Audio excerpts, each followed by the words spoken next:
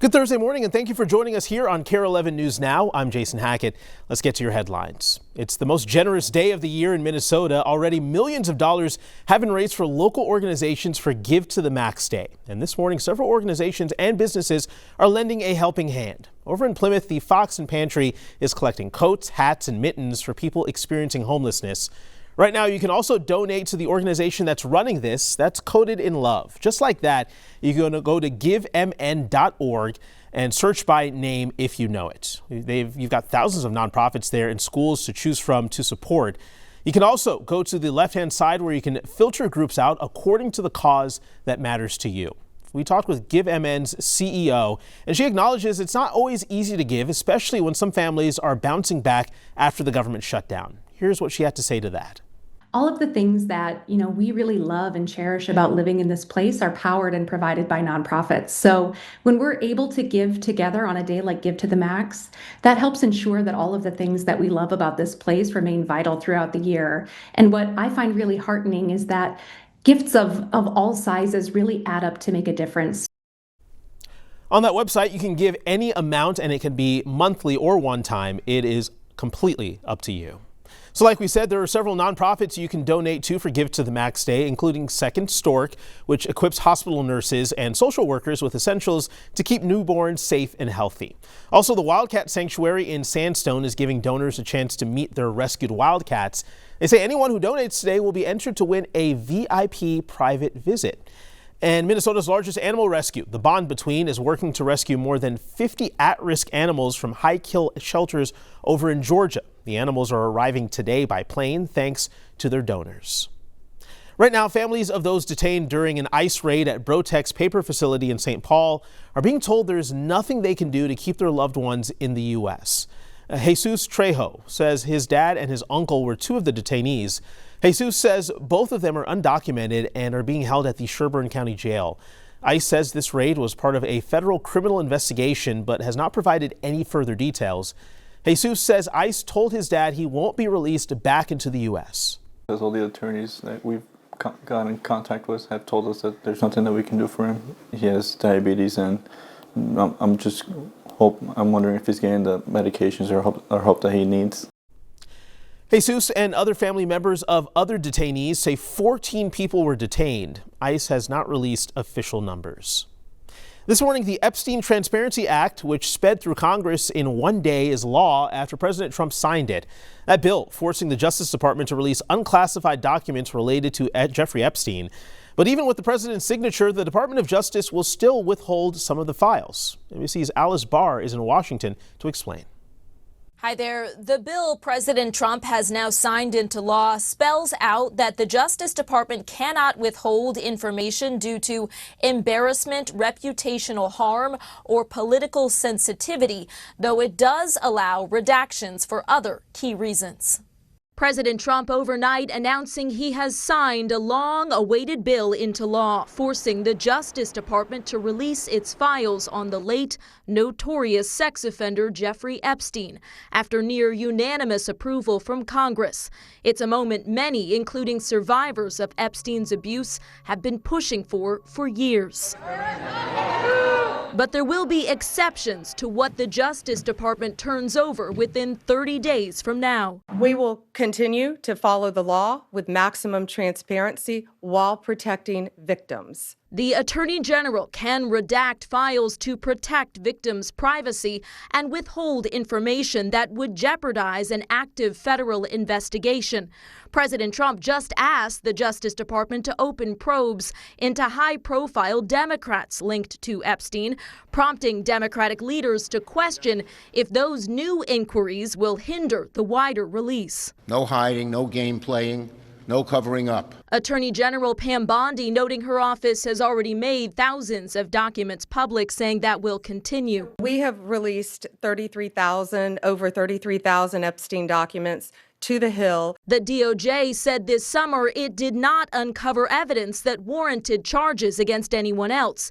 The Attorney General now saying new information has come forward. She didn't specify what, but it could include material from Epstein's estate, subpoenaed through a House oversight investigation that Republicans have long pointed to. All of us were always for maximum transparency. Lawmakers and survivors now promising to keep the pressure up to see the full release.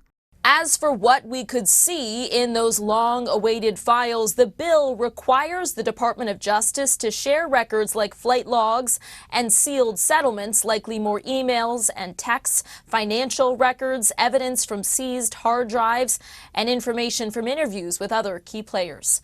In Washington, I'm Alice Barr. Back to you.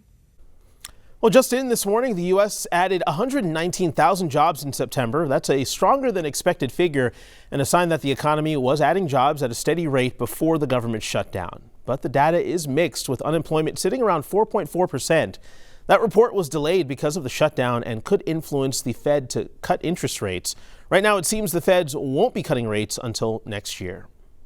Taking a closer look at Minnesota's economy right now. A new report finds the state is falling behind. The Chamber of Commerce released its 2026 business benchmarks, and it shows Minnesota ranks 38th among states for GDP per capita.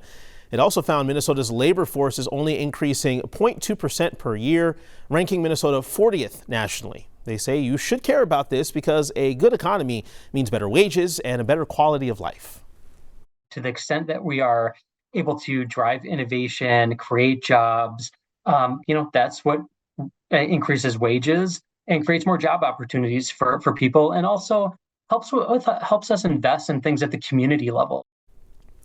But it's not all bad news here. The report says Minnesota still has an educated and skilled workforce and has seen an uptick in new businesses since 2020. It also says more opportunities for underrepresented groups and immigrants moving to the state are helping sustain the workforce.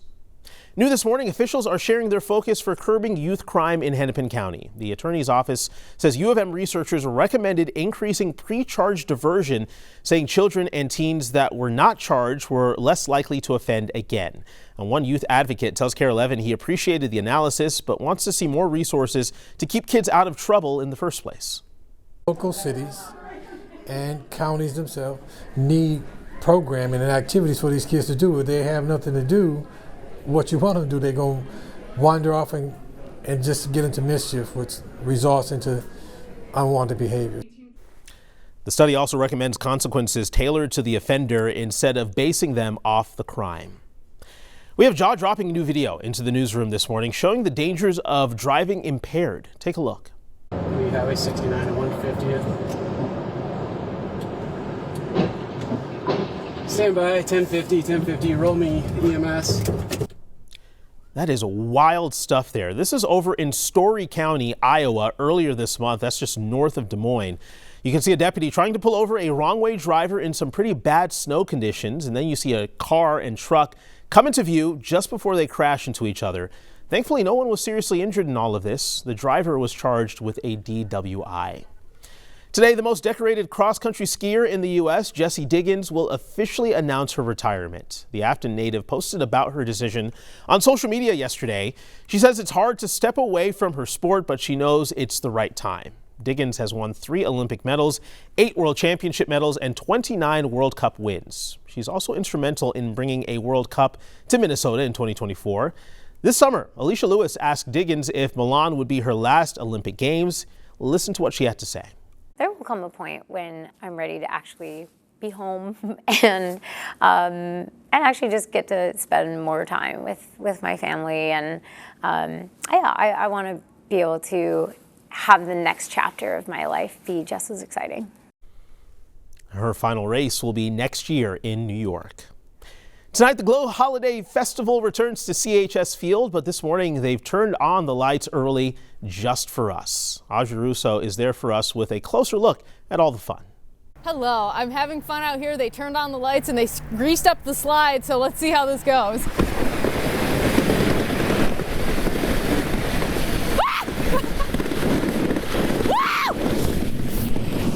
Okay, I tried to do no hands and that was a really bad idea. I panicked. It goes really fast, man. Woo!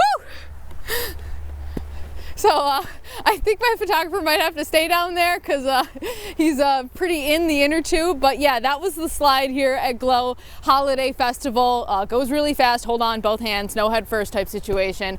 But yeah, it opens tonight and it runs through January 4th. There's all kinds of things to do and to see here. We've seen the Royal Court so far. We've seen the slide. There's a carousel that I'm going to try my hand at. That might be a little lower octane, maybe good for me after doing that. But yeah, you can go to Glow Holiday Festival for more information on tickets. Tickets are about $25 for adults once you include all the fees. For kids, they're about $15, $16. Kids under 2 are free. So again, Glow Holiday Festival, that's where you can get all of the information. But yeah, I'm gonna go see what other trouble I can get into. I'll send things back to you.